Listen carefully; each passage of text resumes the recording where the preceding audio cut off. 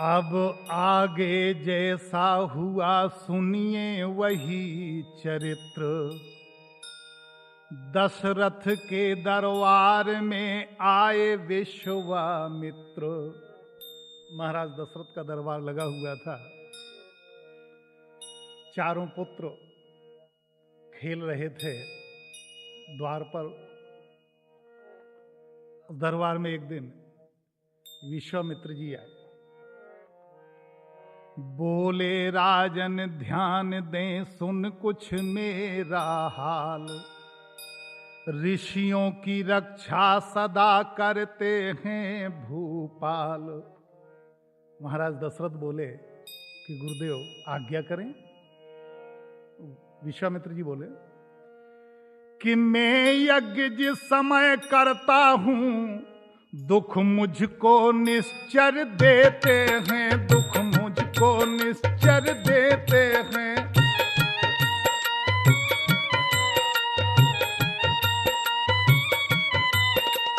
पूजा सामग्री हवन कुंड सब नष्ट भ्रष्ट कर देते हैं।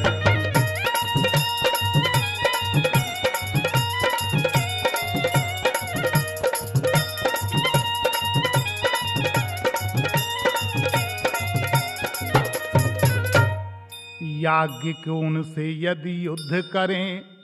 महाराज दशरथ जी से कहते हैं विश्वामित्र जी कि अगर यज्ञ करने वाले लोग उनसे युद्ध करने लगें, याज्ञिक उनसे यदि युद्ध करें तो यज्ञकार सब खंडित है। फिर धन वाले ना लड़ूंगा मैं, यह प्रण भी मेरा निश्चित है। दशरथ जी बोले आप आदेश करें। असुरों के अत्याचारों से अकुलाया हूं, घबराया हूं। रक्षा सहायता दो चीजें तुझसे मैं लेने आया हूं। दशरथ जी कहते हैं आदेश करें, आप क्या चाहते हैं मुझसे? कि तू अपने पुत्र राम लक्ष्मण दे सौंप मुझे कुछ दिवसों को, दे सौंप मुझे कुछ दिवसों को।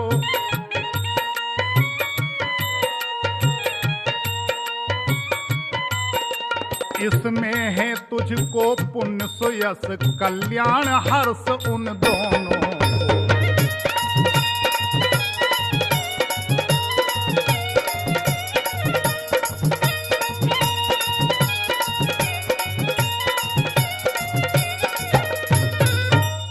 दो पुत्र तुम्हारे राम और लक्ष्मण, वो दोनों राजा हमें दे दे।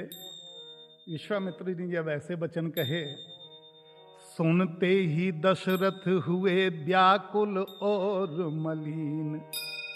हाथ जोड़ ऋषिराज से बोले बाणी दीन। विश्वामित्र जी के दोनों हाथ जोड़े दशरथ जी ने, वो बोले कि महाराज हे मुनिवर दोनों बालक हैं, भोले भाले नादान गिरे, भोले भाले नादान निरे।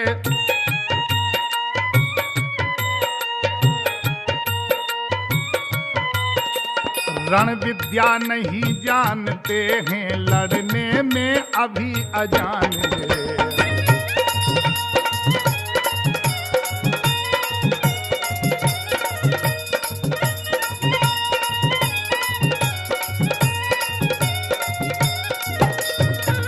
महाराज दोनों बच्चे अभी अजान हैं, कोई ज्ञान उन्हें नहीं है, और रण विद्या तो वो वैसे भी नहीं जानते हैं। लो राज ताज सम्मत सेना, यह सब देना दुश्वार नहीं। आज्ञा हो तो मैं चला चलूं, इसमें भी कुछ इंकार नहीं। मैं खुद चलूं अगर आपका आदेश हो। हे स्वामी सभी समर्पण हैं, जितने साधन शासक के हैं, जितने साधन शासक के हैं।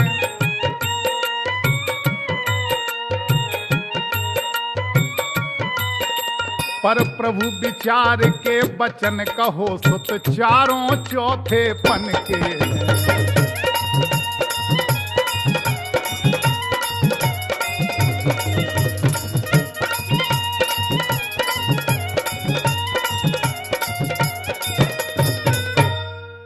कहते हैं कि वैसे तो चारों ही मेरी बूढ़ी आंखों के तारे हैं, लेकिन राम और लखन दोनों प्राणों से ज्यादा प्यारे हैं। महाराज दशरथ जी की ये शब्द सुनकर देखें आप, गोस्वामी तुलसीदास जी ने क्या लिखा इन शब्दों के लिए कि चौथे पन पायऊ सुत चारी, बेटे बचन नहीं कहे वो बेचारी।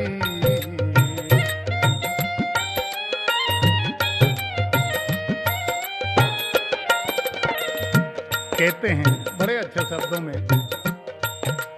अरे चौथे पन पायऊ सुत चारी, बेटे बचन नहीं कहे वो बेचारी।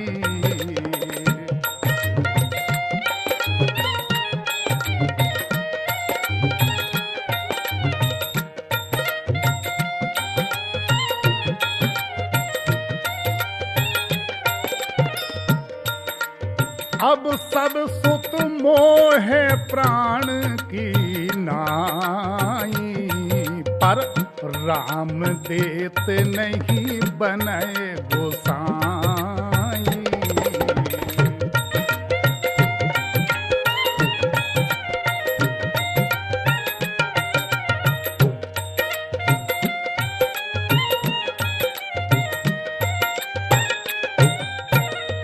चारों पुत्र मुझे प्राणों से प्यारे हैं गुरुवर, लेकिन राम और लक्ष्मण तो अधिक प्राणों से प्यारे हैं। विश्वामित्र जी ने कहा नहीं, और कहिए। दशरथ जी बोले, फिर राम सदा सुख धाम मेरा, कब उसका बिरह गवारा है। जब घर का यही चांदनी है, जीवन का वही सहारा है।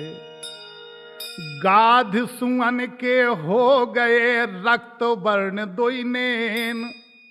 जैसे ही शब्द सुना कि राम देत नहीं बने गोसाई, वो देते नहीं बनता है क्योंकि मेरे प्राणों से प्यारा है। दशरथ जी के ये शब्द सुने तुरंत लाल हो गए। विश्वामित्र तुरंत क्रोध के वश में हो गए। बोले, गाध सुअन के हो गए लाल वर्ण कुछ नैन, और कहे कड़क कर्ण पत से इस प्रकार अब बेन। बोले कि टाल टूल अच्छी नहीं इस अवसर नरनाथ, या तो साफ जवाब दे या कर दे मेरे साथ। या तो सीधा ना कर दो और नहीं तो मेरे साथ राम और लक्ष्मण को भेज दो। वाह! दशरथ तुझ जैसे ज्ञानी को इतनी बच्चों की ममता है, इतनी बच्चों की ममता है।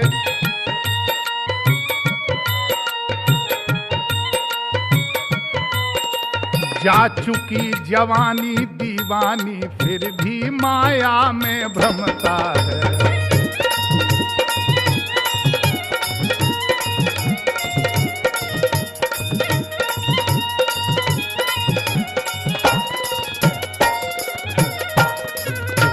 उपकार संत का करने में इतना विलंब, इतनी अड़चन, कुछ दिन को उनके देने में इतनी बातें, इतनी उलझन।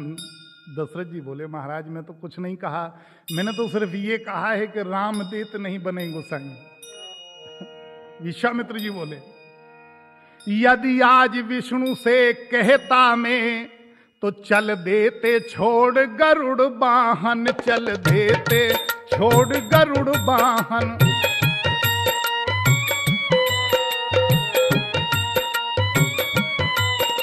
शंकर से यदि विनती करता, हिल जाता उनका भी आसन।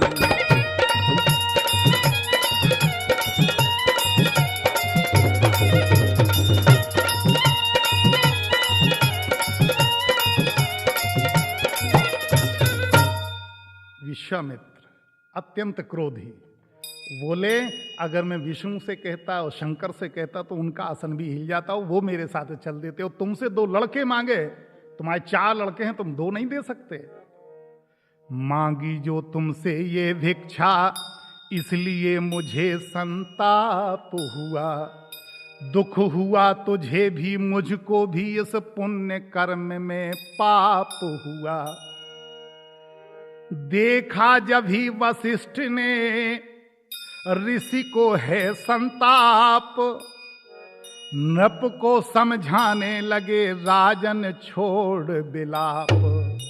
वशिष्ठ जी ने देखा कि अब तो विश्वामित्र जी का क्रोध ज्यादा बढ़ता जा रहा है, तो बीच में ही बोल पड़े, बोले एक बात बताएं, वही योगी राज कहाते हैं, तू इनसे कुछ संकोच न कर, तू इनसे कुछ संकोच न कर।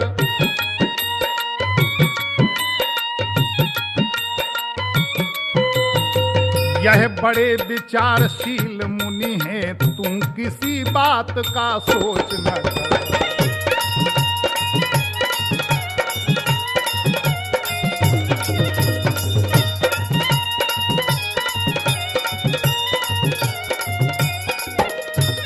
राजन, तुम बिल्कुल मत डरो, तुम बिल्कुल चिंता मत करो, इन्हें तुम अपने पुत्र दे दो अगर ये मांग रहे हैं। ये तेरे युगल कुमारों को रण विद्या धर्म सिखाएंगे, और फरजंद 2 चंद वहां होकर आनंद सहित घर आएंगे। दशरथ बोले, अब मुझे नहीं सोच संताप, दोनों पुत्रों के हुए संरक्षक मुनि आप। ले जाइए, आज से अब इनके अभिभावक आप हो गए, इनके मालिक आप हैं। इतना कह भरी सभा में ही तत्काल बुलाए राम लखन, तत्काल बुलाए राम लखन।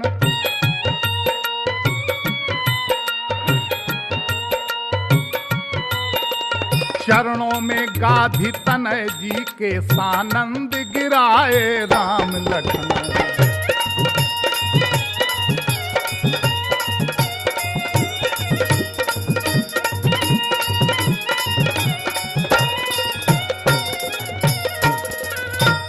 लो हाथ में इनका हाथ नाथ, ये दोनों भोले भाले हैं। यह फिक्रा याद रहे भगवान मेरे नाजों के पाले हैं। पितु का आशीष प्राप्त कर उम्मा से ले वरदान, और ऋषि सेवा को चल दिए दोनों ही बलवान। दोनों राम और लक्ष्मण और विश्वामित्र की सेवा में महाराज दशरथ ने उन्हें सौंप दिया, और दोनों उनके पीछे पीछे चल दिए। देखिए अब, प्रातः काल मुनिराज से बोले राजकुमार, आप यज्ञ निर्भय करें, हम हैं पहरेदार।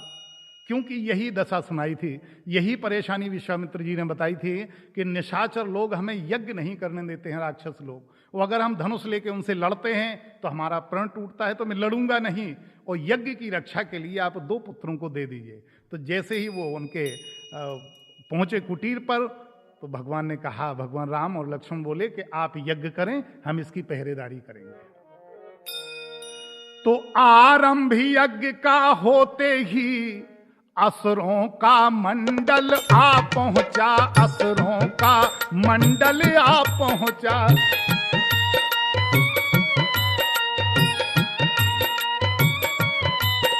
शुभ अनुष्ठान में विघ्न रूप निष्ठुर निश्चर दल आ पहुंचा।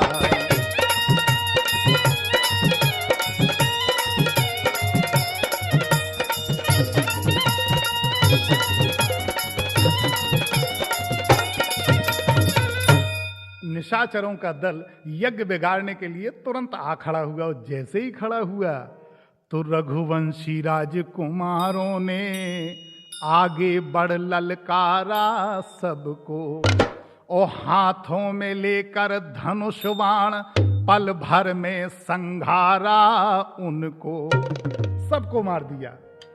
धर्म स्थापन करेंगे यह ऐसा विश्वास न क्यों कर हो, जब दोनों विजयी सिंहों का यह अवसर पहला अवसर हो।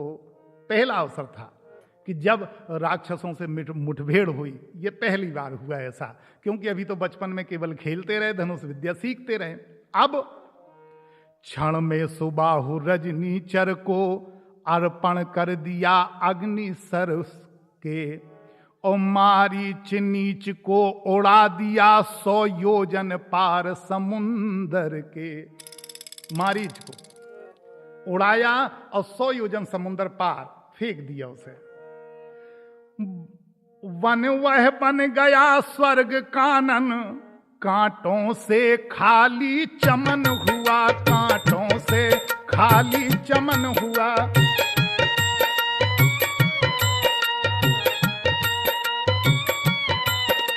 हे राजकुमारों सुखी रहो, ऋषि मुख से ऐसा वचन हुआ।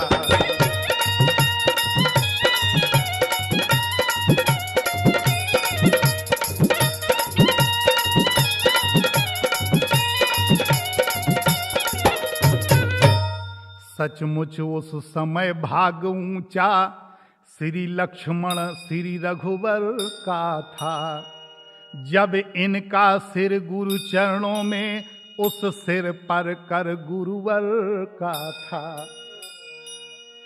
भगवान राम लक्ष्मण विश्वामित्र के चरणों में लेट गए कि ये सब आपके प्रताप से हुआ है, निशाचरों को हमने आपके प्रताप से मारा है। उन्होंने सिर पर हाथ रख दिया। अगले दिन मुनि को मिला यह सुंदर संदेश, धनुष महोत्सव के लिए बुला रहे मिथिलेश। अगले दिन एक संदेश वाहक आया, एक न्योता आया उनके लिए, विश्वामित्र जी के लिए, कि आपको महाराज मिथिलेश जनक यज्ञ कर रहे हैं, धनुष यज्ञ, उस धनुष यज्ञ में आपको बुलाया है।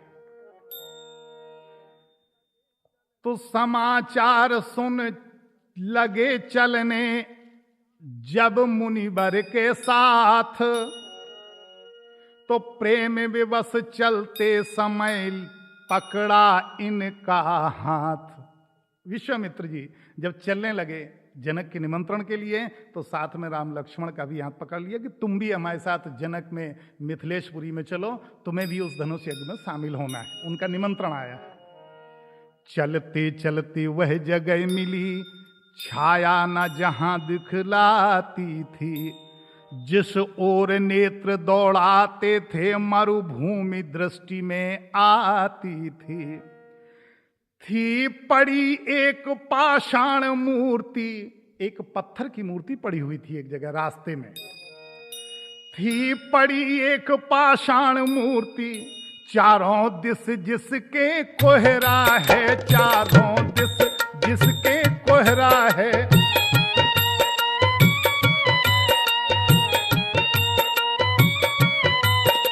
मुस्का कर पूछा रघुवर ने, गुरुवर यह अचरज कैसा है।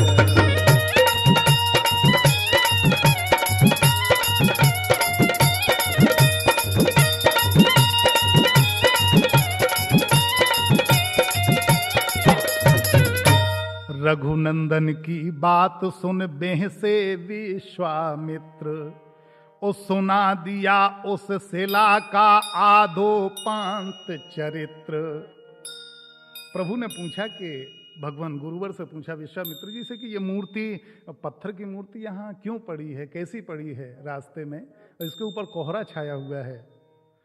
विश्वामित्र जी ने पूरी कथा उसकी बताई। और क्या बताया भगवान राम को कि फिर कहा कभी गौतम पिय थी, अब शिला साप की मारी है, अब शिला साप की मारी है।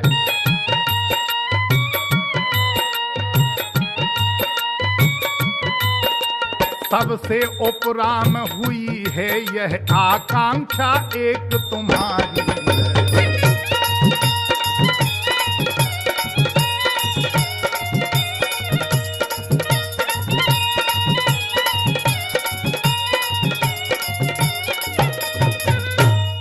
विश्वामित्र जी ने कहा कि भगवान, हे राम, ये गौतम ऋषि की पत्नी है अहिल्या, और ये श्राप के कारण गौतम ऋषि ने ही इसे श्राप देती थी कि तू पत्थर की बन जा।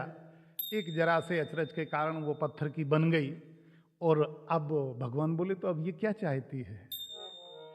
इस पाप प्रपीड़ित पथरी को पदरज का चेतन चूरन दो, यह पतिता है पावन पद दो, जीवन मृत की संजीवन दो।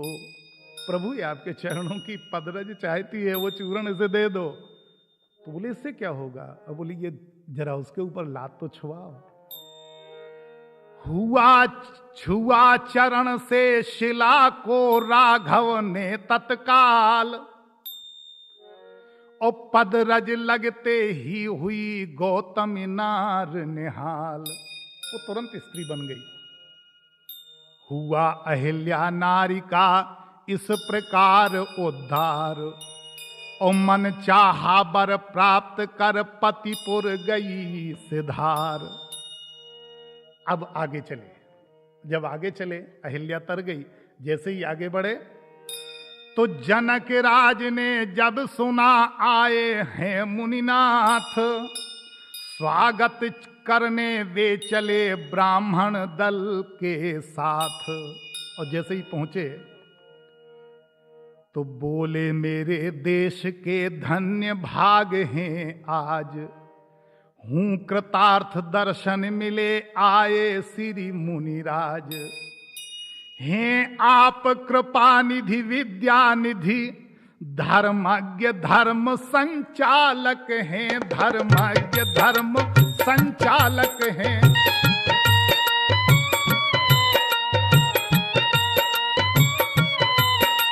यह श्याम गौर दोनों कुमार किस भाग्यवान के बालक हैं।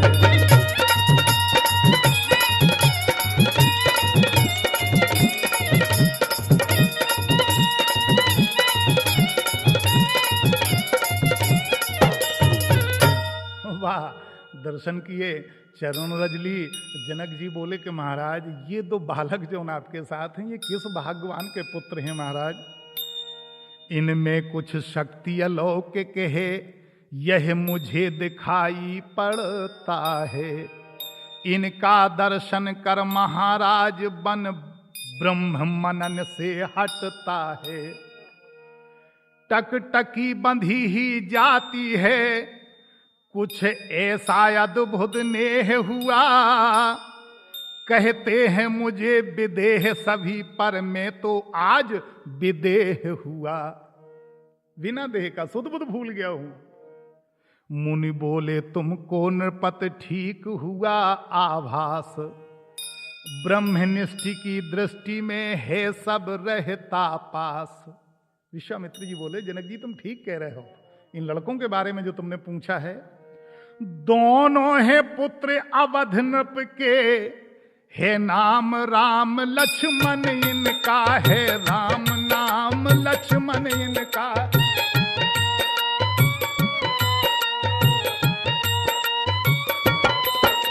यह बलि गुणी उत्साही हैं, किस विध से हो वर्णन इनका।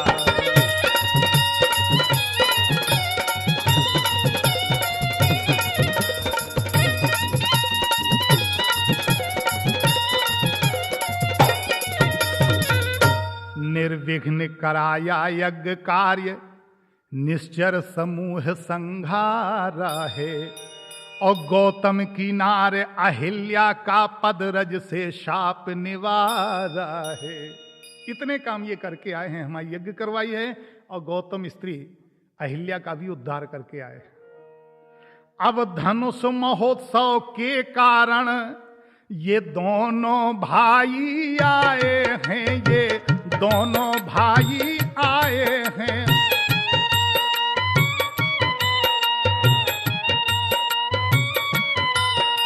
राजन तेरे आनंद है तो हम इन्हें साथ में लाए हैं।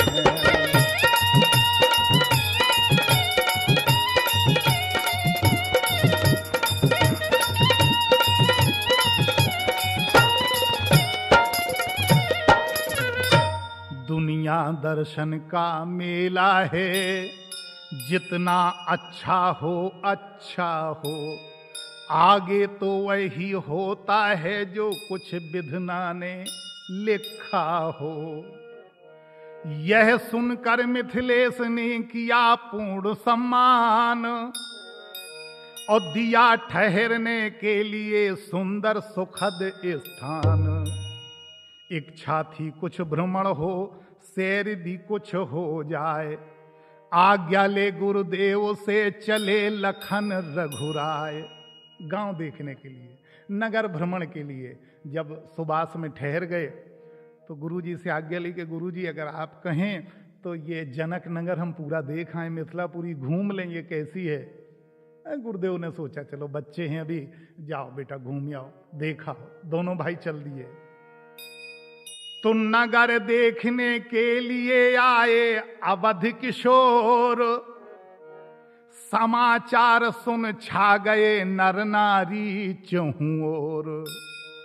तो भीड़ों पर भीड़ें टूट पड़ी, गलियों कूचों में द्वारों में, गलियों कूचों में द्वारों में।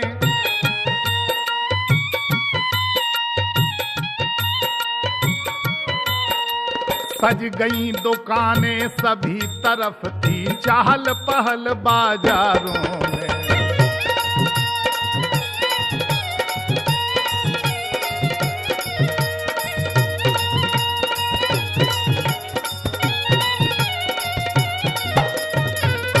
सत्कार कहीं पानों का था, मिष्ठानों का सम्मान कहीं, देता था कोई इत्रहार, होता था स्वागत गान कहीं।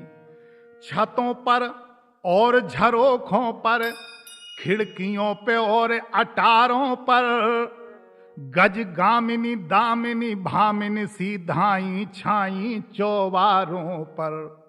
दर्शन कर राजकुमारों के रह गई एक टक अबलाएं, अपनी अपनी टोली में फिर बोली यूं बोली ललनाएं। वो जो जनकपुर की अबलाएं, बधुरियां, बेटियां जो देखने आई, वो आपस में चर्चाएं करती हैं कि बहना देखो तो सही इन दोनों के रूप, और कोटि काम छब जीत कर प्रगटे युगले अनूप। गंधर्व नाग सुर नर किन्नर, किसमें ऐसी सुंदरताई, किसमें ऐसी सुंदरताई।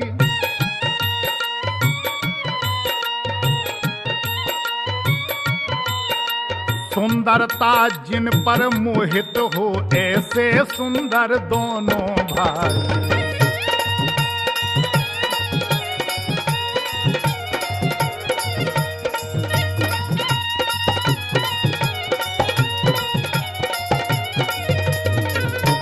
जिसने देखा है एक बार इन श्याम गौर सुकुमारों को, वो आंख नहीं अब देखेगी सुंदरता के श्रृंगारों को।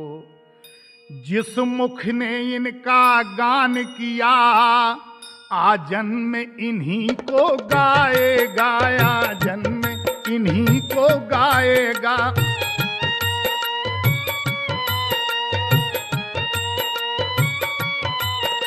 जिस मन में ये आ जाएंगे, वह मन इनका हो जाएगा।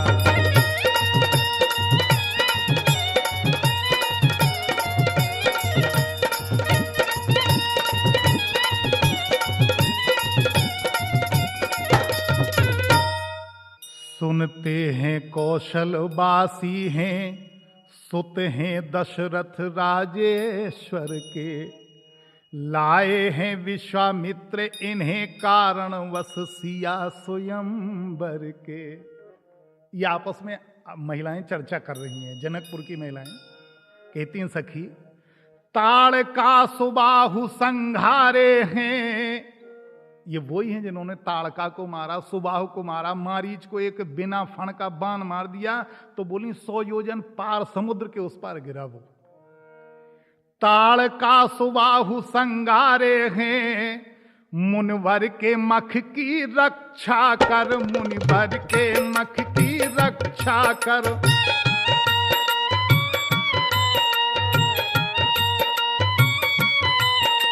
फिर बड़े पतित पावन हैं ये, तारी है शिला अहिल्या कर।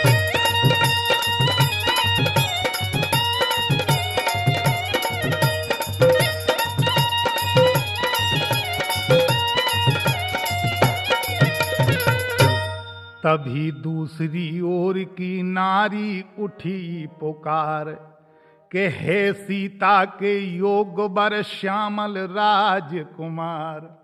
बोली एक बोली यार एक बात है, अपनी सीता जी के योग यही बर है जो सांवला सांवला है, बड़ा है लगता है। रचना रच जाए विधाता की, इस जोड़ी पर बलिहारी हो, इस जोड़ी पर बलिहारी हो।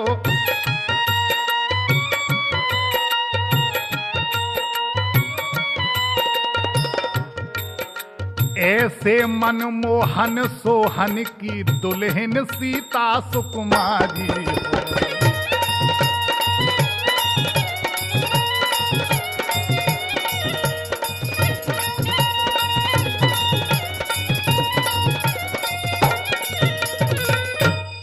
संबंध यहाँ हो जाने से यह यहाँ आएंगे कभी कभी, कभी न कभी तो आएंगे। और फिर तो अपने हैं धन्य भाग हम दरस पाएंगे कभी कभी। मना रही थी देव को नारी नवा कर माथ, इधर झुंड बालकों के हुए राम के साथ। चूंकि नगर भ्रमण कर रहे थे तो जो भी लगा वो पीछे लग गया। कौशल किशोर सुकुमारों ने संपूर्ण नगर फिर देखा, संपूर्ण नगर फिर देखा।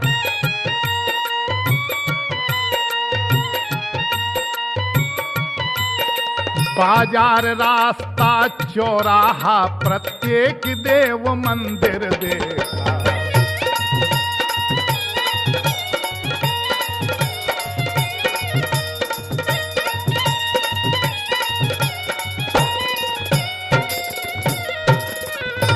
शिक्षा विद्यालय शिल्पालय शस्त्रालय राजभवन देखा। प्रत्येक भाग में अनुशासन संगठन और जीवन देखा। ये देखने गए थे वो, ये नगर भ्रमण हुआ। जब सिया स्वयंवर का मंडप बालक गण इन्हें दिखाते थे, बालक गण इन्हें दिखाते थे।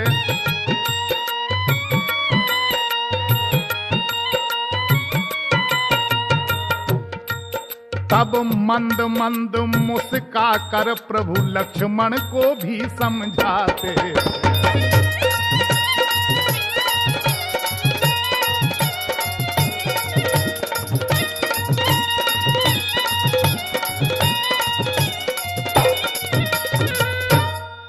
कुछ करते करते भ्रमण जब होने आई शाम, गुरु के भय से शीघ्र ही लौटे लक्ष्मण राम। कुछ कथा सुनी इतिहास पढ़ा, कुछ ब्रह्म ज्ञान अध्ययन भी किया। जब रात पहर भर बीत गई तो गुरु ने उठकर शयन किया। और ये लोग भी सो गए। लौट आए, नगर भ्रमण किया, देखा प्रातः काल मंगल समय गुरु आज्ञा अनुसार, और पुष्पों को लेने चले दोनों राजकुमार। क्योंकि विश्वामित्र जी को पूजा के लिए फूलों की आवश्यकता थी, तो पुष्प लेने के लिए महाराज जनक के ही बगीचे में, जहां पूरी पुष्प वाटिका थी, उस उपवन में ये पहुंचे। तो श्री गुरु पूजा में पुष्पों की रहती नित्य आवश्यकता थी, रहती नित्य आवश्यकता थी।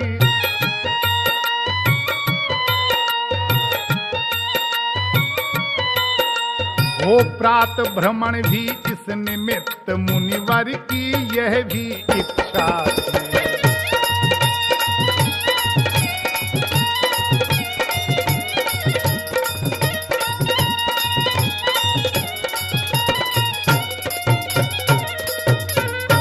वह खास बाग मिथिलेश्वर का था लाजवाब फल फूलों में, माली से पूछ लगे चुनने फूलों को दोनों दोनों में। इधर फूल चुनने लगे मिथिला के मेहमान, उधर बात जो रह गई सुनिए चतुर सुजान। एक बात मैं कहते कहते छोड़ गया, उसे और सुन लीजिए कि जनक नंदिनी क्या है। महारानी सिया, मां जगदम्बा, भवानी, जगत जननी, दारुण अकाल से एक समय जब देश प्रपीड़ित होता था, जब देश प्रपीड़ित होता था,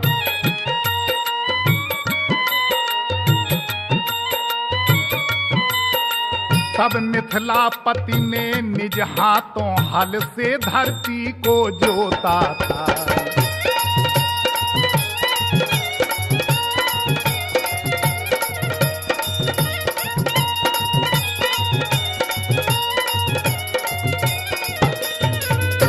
जनकपुरी में एक बार अकाल पड़ गया, और जब अकाल पड़ा तो ऐसा मुनिवरों ने, शास्त्रों ने, वेदों ने, संतों ने ऐसा कहा कि अगर राजा जनक स्वयं सोने का हल इस धरती में चलाएं तो पानी बरसेगा।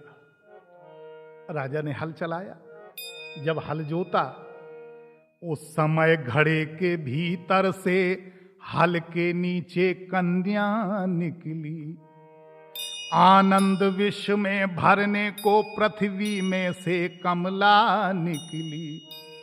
तो जो हल जोता गया तो हल की जो नोक होती है उस नोक में एक घड़ा बिध गया, और घड़ा जैसे ऊपर आया तो देखा उस घड़े में एक कन्या रखी थी। वाह जगत जननी मां जानकी।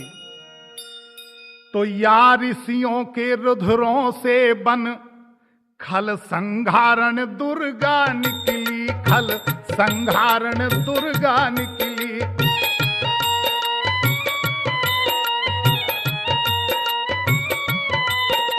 या भक्तों के आराधन को जगदम्बा जगजन्या निकली।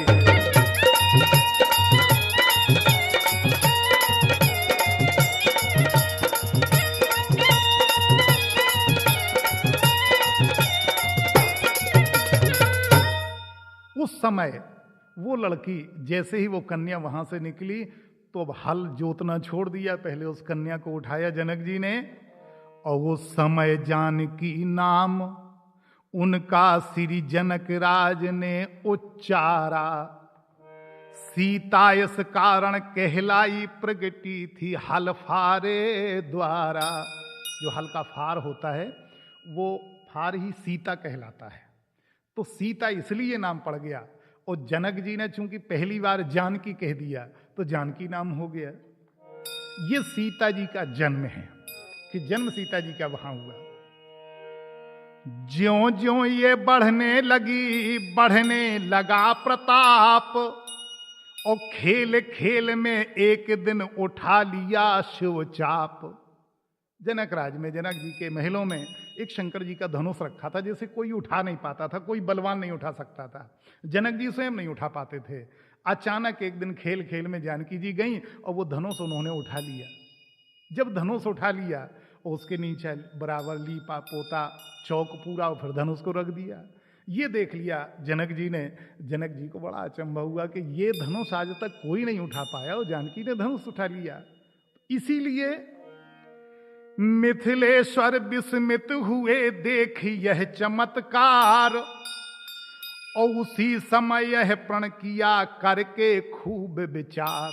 जिस समय सीता जी ने वो धनुष उठा लिया था उसी समय मिथिलेश्वर ने, जनक जी ने ये प्रतिज्ञा की थी क्या कि इसने तो धनुष उठाया है अब धनुष उठा जो तोड़ेगा, अब धनुष उठा जो तोड़ेगा,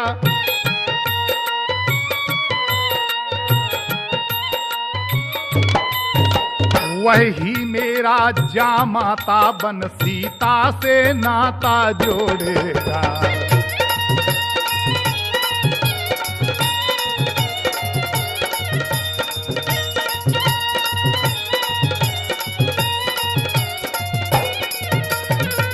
ये प्रतिज्ञा थी, इसीलिए वो धनुष यज्ञ रखा गया था, जिसमें विश्वामित्र जी राम लखन के साथ निमंत्रण में गए हुए थे। वही धनुष यज्ञ था कि जो धनुष को तोड़ देगा सीता उसी के साथ ब्याही जाएगी, वही मेरा दामाद होगा। ये बात जनक जी की थी, उनकी प्रतिज्ञा थी। उस दिन से नाना देशों के योद्धा राजागण आते थे, शंकर का चाप उठाने में बलशाली बल दिखलाते थे। इन दिनों महोत्सव जैसा था, नृप दूर दूर से आए थे, और इस अवसर ही को गाधिसुअन मिथिलेश्वर ने बुलवाए थे। गाधिसुअन विश्वामित्र जी महाराज गाधी के लड़के गाधिसुअन। तो जिस समय बाग में राम लखन फूलों को चुनने जाते थे, फूलों को चुनने जाते थे,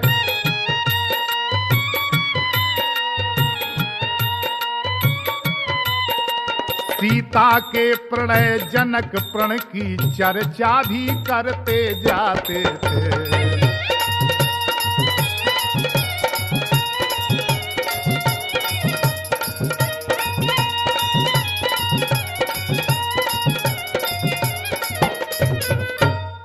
अब सुनिए उस बाग में हुआ ये अकस्मात, सीता भी आई तभी सब सखियों के साथ। जैसे ही राम और लक्ष्मण उस बगीचे में फूल तोड़ने पहुंचे, और उसी समय सीता जी भी सहेलियों के साथ वहां आ गई। वाह! जिस तरह चंद्रमा होता है शोभायमान नक्षत्रों में, शोभायमान नक्षत्रों में,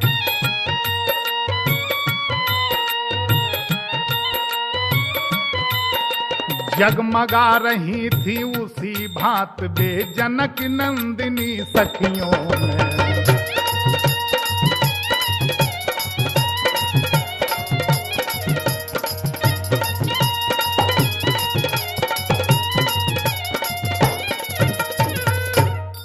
फिर सब सखियां बाग में हो कर बलिहार, सीता का करने लगी फूलों से श्रृंगार। अब थी एक सखी चंचला बहुत, सैलानी और मन चली सी थी, उसके जिम्मे कुछ कामना था, फिरती वहां वो बावली सी थी, पागल जैसी घूमती थी। तब जिस ओर खड़े थे राम लखन, निगाह उधर वह लपक गई, जब देखा उनको आंखों से बिजली सी दिल पर चमक गई। बेचैन बिकल व्योहल व्याकुल, अपनी सब गतिमति खोकर वह, अपनी सब गतिमति खोकर वह,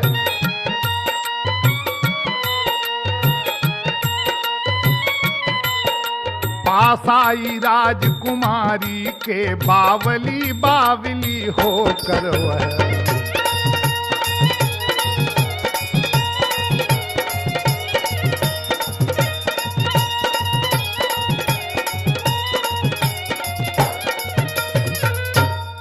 जैसे ही सीता जी के नजदीक आई, जानकी जी ने कहा जगत जननी माता ने कि तू पागल सी क्यों है भाई, क्या बात है, तेरे को हुआ क्या है, तू कुछ बोल, तो क्यों नहीं बोल रही है, ऐसी चुपचाप क्या देख रही है, घूर के क्या देख रही है, बोल जरा क्या हाल हुआ तेरा। राजकुमारी ने कहा क्या है तेरा हाल, बेसुध सी क्यों है खड़ी, क्या है तुझे ख्याल। वह बोली मैं क्या कहूं अपने जी का हाल, और शायद सच हो जाएगा मेरा ख्वाब ख्याल। कि मुझको न दर्द है सदमा है, कुछ रोग ना कुछ बीमारी है, कुछ रोग ना कुछ बीमारी है।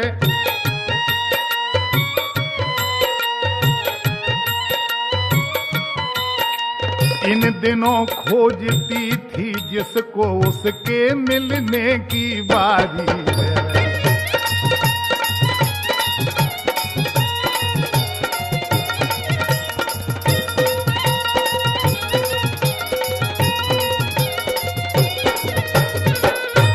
बरसों से पानी दे दे कर हमने जो सींची डाली है, मैं जिसे देख कर आई हूं वह उस डाली का माली है।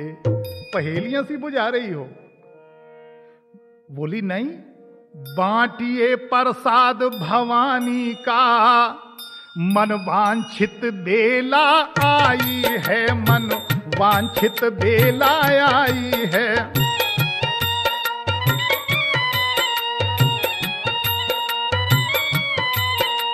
इस समय सखी कंगालों ने घर बैठे दौलत पाई है।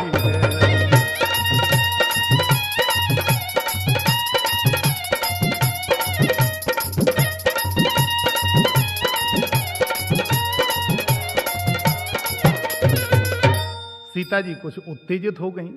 जानकी जी ने कहा कि तू कैसी पागल है, कैसी पहेलियां बुझा रही है, सही सही नहीं बताती कि भाई हुआ क्या है, तूने देखा किसे है, कौन सा माली है वो। सीता जी कहने लगी किंचित भ्रुकुटी मरोड़, और प्रकट वास्तविक बात कर व्यर्थ भूमि का छोड़। ये भूमि का मत बना भाई, जो कहना जल्दी कहे, क्योंकि मैं भी उत्तेजित हूं सुनने के लिए कि तूने देखा किसे है। सखी हंसी कहने लगी कि बिन देखे ये हाल, कहती हूं देखी हुई सुनिए हृदय संभाल।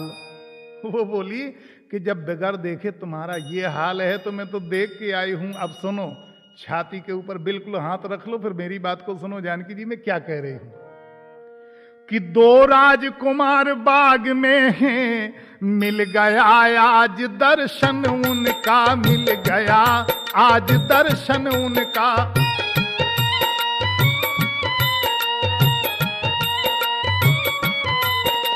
अपनी ही सुध बुद्धि खो बैठी, किस तरह करूं वर्णन उनका।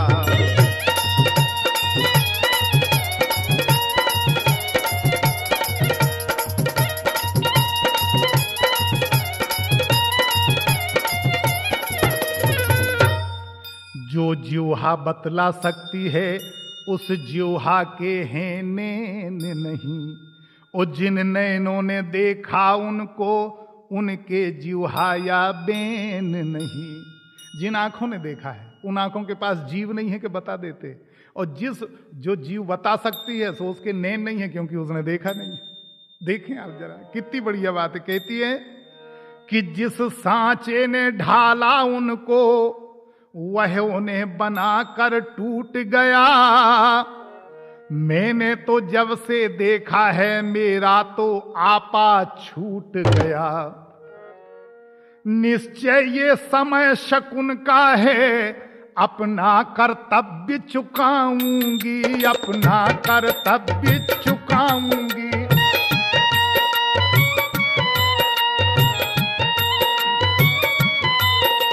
ले आओ तुमको भी उनके दर्शन में अभी कराऊंगी।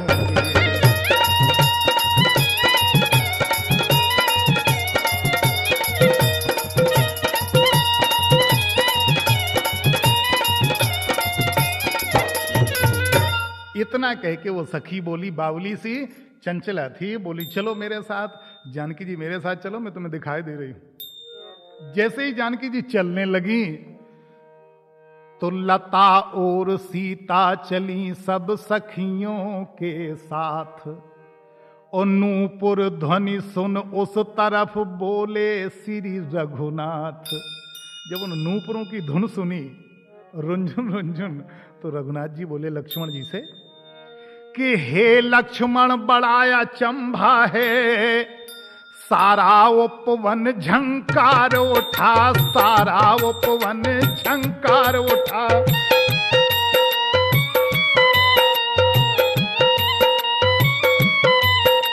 छा गई सरसता कमलों में, भ्रमलों का दल गुंजार उठा।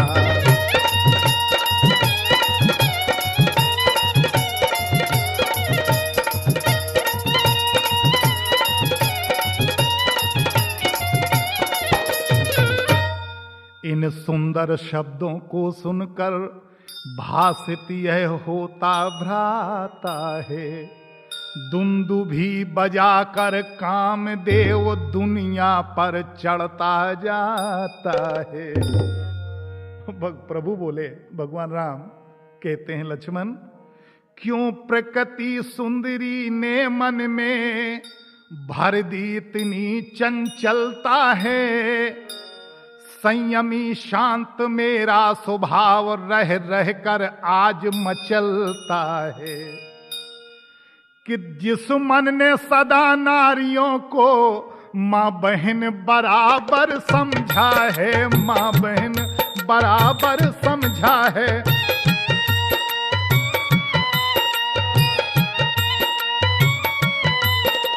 उस मन की आज दशा ये क्यों होता, यह मुझे अचंभा है।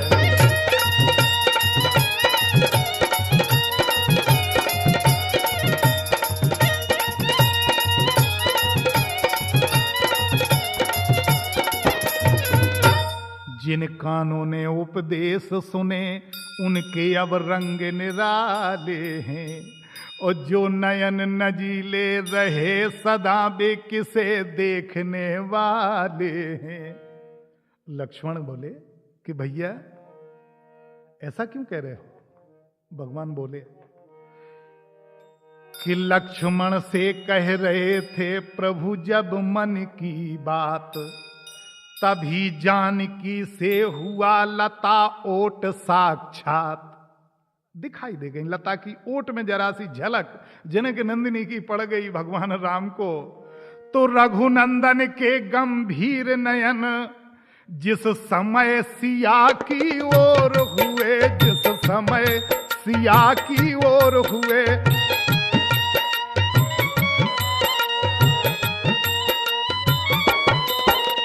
वह चंद्र लजावन मुख लख कर एक टक रह गए चकोर हुए।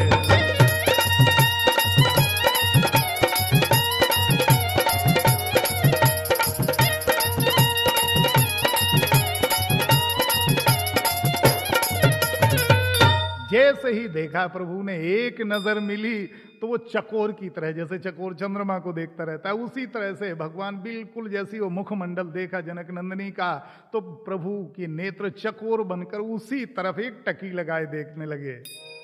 मानो कर लिया निवास यहीं त्रिभुवन से खिंच कर रचना ने, अथवा सीता ही को दे दी सारी सुंदरता विधना ने। सौंदर्य निरख वैदेही का अवलोक अवस्था भी अपनी, अवलोक अवस्था भी अपनी।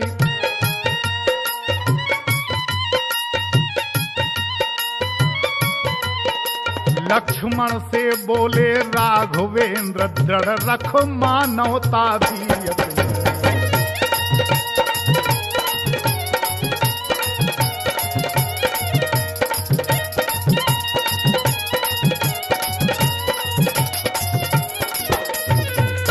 देखिए मर्यादा पुरुषोत्तम राम भगवान राघवेंद्र सरकार अपनी उम्र और वैदेही का सौंदर्य जब ये देखा, अपनी मानवता को बिल्कुल अपनी बराबरी पर लिए हुए लक्ष्मण से बोले, लखन कदाचित है यही वैदेही छवि धाम, हे तो स्वयंवर का यही सिया इसी का नाम।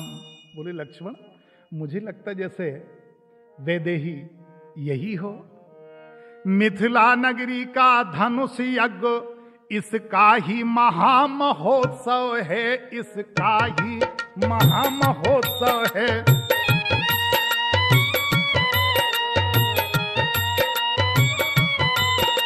है चमत्कार जो विविध यहाँ वह सब इसका ही वैभव है।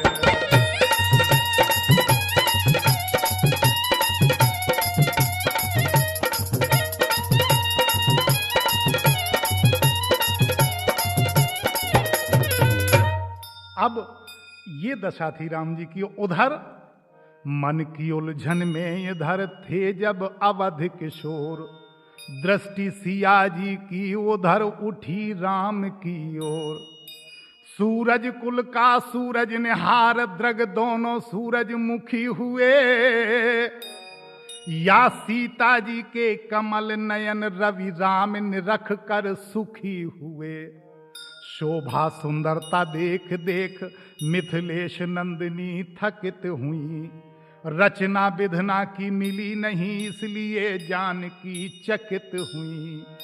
मुखमंडल का आलोक देख सुध बिसरी राजकुमारी को, सुध बिसरी राजकुमारी को।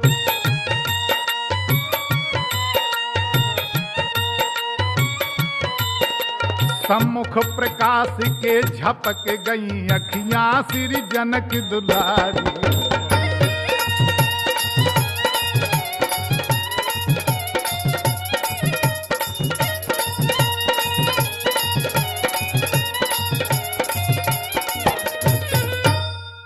क्या प्रेम महाविद्यालय का। वो सखी बोली जो बावली थी, वो बोली अरे ये क्या हो गया भैया, एक तरफ देखते हो या क्या कर रही हो, कुछ समझ में नहीं आता। वो सखी बोली का जानकी जी, क्या प्रेम महाविद्यालय का अब श्री गणेश आरंभ हुआ। मंगलाचार ही में सजनी इस भांति पाठ प्रारंभ हुआ। हिलना चलना हंसना छोड़ा हमसे भी नहीं बोलती हो, क्या दोनों नयन मूंद कर तुम परिणय का मग टटोलती हो। जानकी जी ने कहा चुप रहो यार, तुम इस तरह से परेशान मत करो। सखी क्यों परेशान कर रही हो, मैं तो देख रही हूं, दर्शन कर रही हूं, वो जाने कैसा लगता है। लताओट से उस समय प्रकटे राजकुमार, उसी सखी ने तब कहा फिर लीजिए निहार। बोली फिर देख लो। वो फिर आ गए लता की ओट से सामने आ गए, और देख लो। अब लोके अब राजीव नयन आनंद भरे अनुराग भरे, आनंद भरे अनुराग भरे।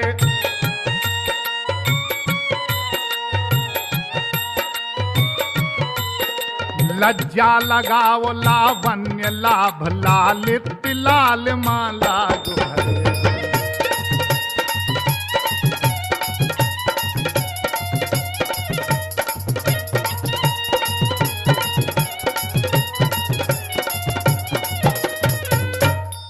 गिरजा पूजने के लिए आई थी पुष्प वाटिका में, और इधर लग गई इस काम में।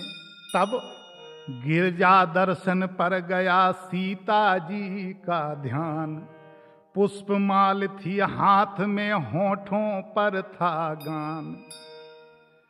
जग जननी स्वीकारिये ये कर माला आज, और रखी माता समय पर बरमाला की लाज।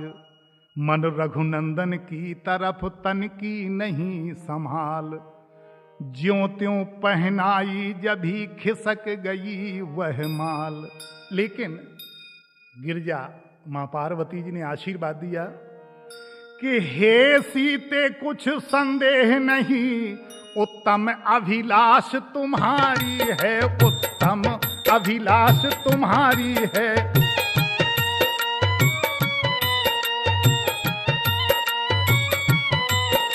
नारद का वचन सत्य होगा ऐसी आशीष हमारी है।